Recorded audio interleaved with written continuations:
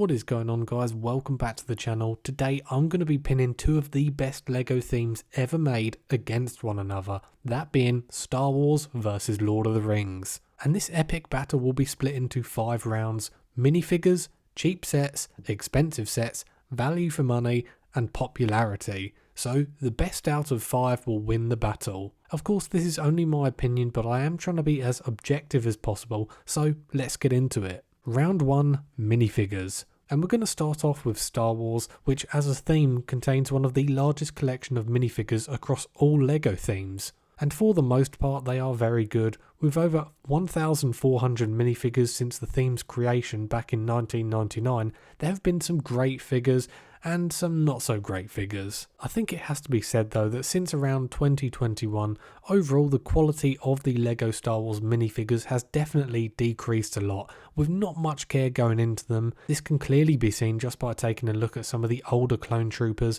versus the newer versions, and you'll see just how bad things have become. That being said, some of the best LEGO Star Wars minifigures that the Star Wars theme has to offer are among some of the best minifigures ever made by LEGO.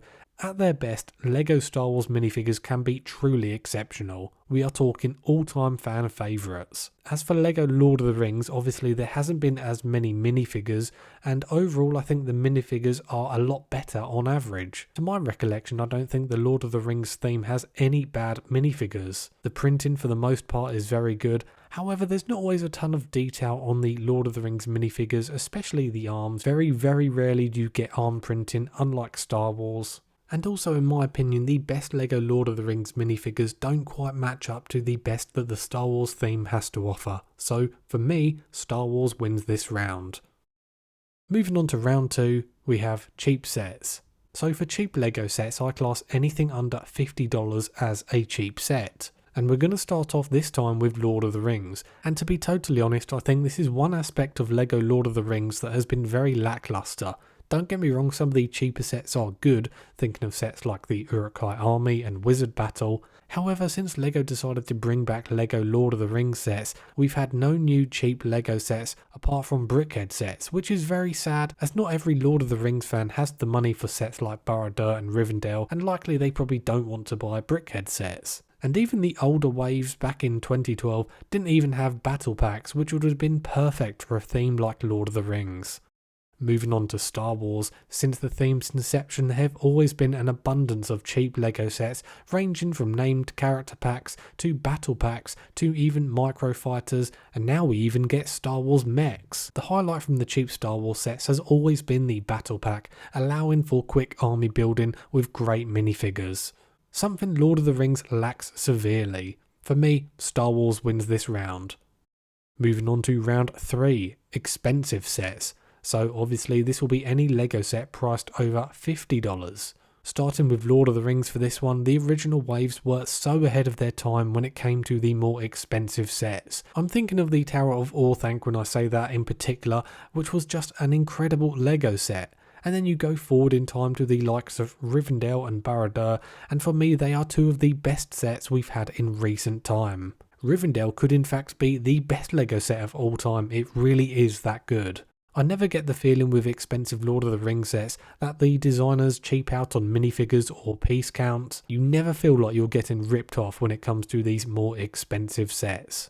Moving on to Star Wars, when it comes to expensive Star Wars sets, there have certainly been far more sets made than Lord of the Rings. For instance, you have the UCS line and the Master Builder series, which each offer something different for fans of the theme. My problem with expensive Star Wars sets is that more often than not there are big mistakes made when it comes to minifigures, whether it's the fact that they're not included when they should be, or the fact that they cheap out and give you very few minifigures in extremely expensive LEGO sets.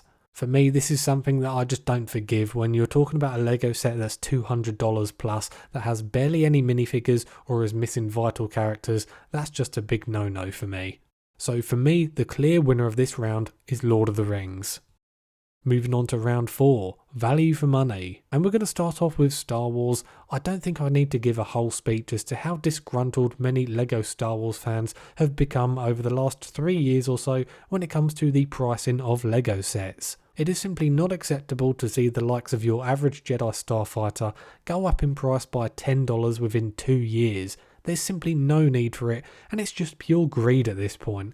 And most fans have now figured out if you wait a few months, you can pick up the Star Wars sets for a price that is far more reasonable for what you're actually getting. Put simply, the lack of value for money, whether it's cheap sets or expensive sets, has become a real issue for Star Wars. As for Lord of the Rings, the older wave were noticeably well priced. You always got a really nice minifigure count, bar 1 or 2 sets, and the newer, more expensive sets have not had any problems selling despite such a high price tag. This is because customers feel they are not getting ripped off. You get so much more for your money compared to Star Wars sets. You only have to look at Rivendell versus Jabba's sail barge to see how much more you get for exactly the same price tag.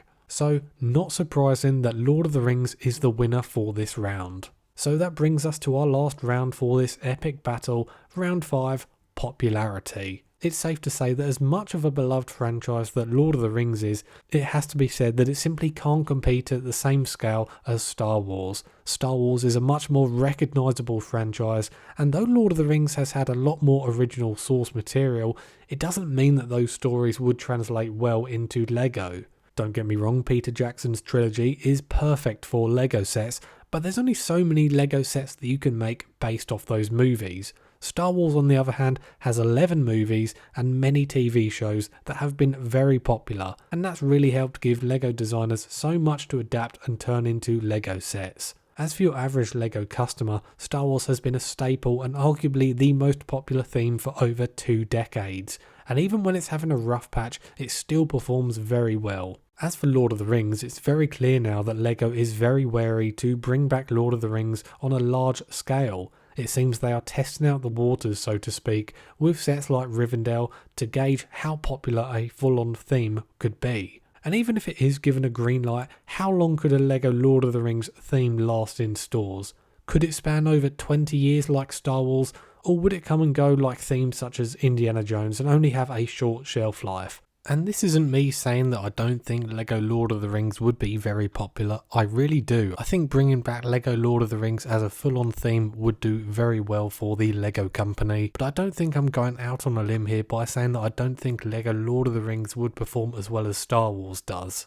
So for me, Star Wars has to win the popularity round. So there we have it, guys. Star Wars wins the day with 3 rounds out of 5, though it was a really tough call as I love both these themes so much. Anyway guys, let me know down in the comments, are you team Star Wars or are you team Lord of the Rings? Let me know. And if you've enjoyed this video, be sure to like the video and subscribe for more Lego content. Have a great day, and I'll see you on the next one.